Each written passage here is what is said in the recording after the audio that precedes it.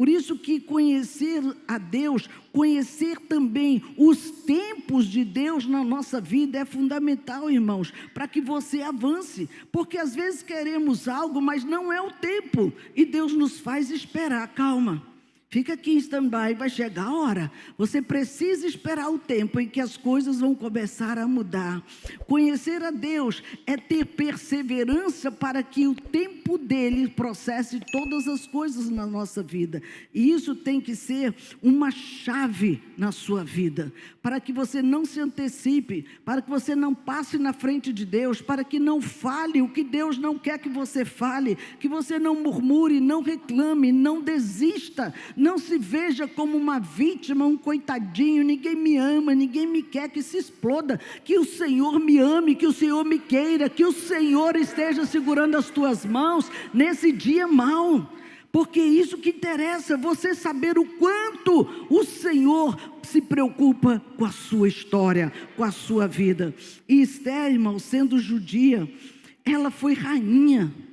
Mesmo judia, ela foi rainha de um povo medo-persa, era muita coisa naquela época. Mas a mulher, os irmãos sabem, que ela sendo mulher, ela não tinha muita autonomia governamental ou nenhuma.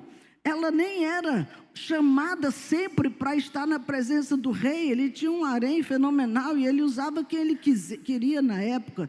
Veja que o primo ou o tio dela, isso é uma controvérsia, Mardoqueu ou Mordecai, ele ficou ali na porta do palácio. E uma vez estando ali, ele ouviu uma conversa, que alguém estava tramando matar o rei. E ele pescou aquilo tudo, e ele foi lá e entregou os camaradas. Foi apurado, eles foram executados, mas a história ficou por isso. Nada aconteceu, Mordecai ou Mardoqueu não foi honrado por nada do que ele fez. Mas veja que mesmo assim, ele não mudou a sua posição. Aonde ele estava, na porta do rei, ele permaneceu. Se fosse outro, ficava todo feridinho. Salvei a vida dele, não fez nada por mim. Eu fui lá, entreguei o cara, era para ele estar morto. Ele nem me honrou, nem me colocou lá no colo dele. Ei, a honra... A honra não veio naquela hora, mas ele continuou posicionado ali na porta do rei, irmãos, e revelou ao rei quem ele de fato era. E uma noite, quando o rei não conseguia dormir, ele chama os escribas para que os escribas leiam as crônicas para ele. E ele perguntou para o escriba: sim, e o que fizeram com esse moço? Nada. Nada? Mas ele tinha que ser honrado, ele livrou minha vida. E naquela hora, entra Amã. Amã todo posudo, entrava na presença do rei para poder pedir o edito que iria exterminar os judeus.